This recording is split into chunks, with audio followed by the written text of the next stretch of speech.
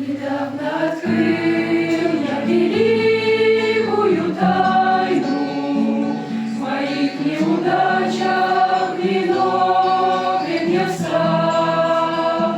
У сердца дверей он стоит не случайно, желая войти и очистить мой грах. Когда дверь открыта, он тихо заходит, обитель иную с любовью творит.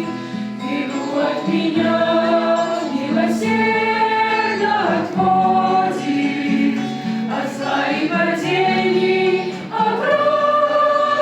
ощущит. Я жду этой встречи, ничто так не било, успех обеспечен молитвой одной. Победном раю я потом и уныла, когда в моем сердце живет Дух Святой.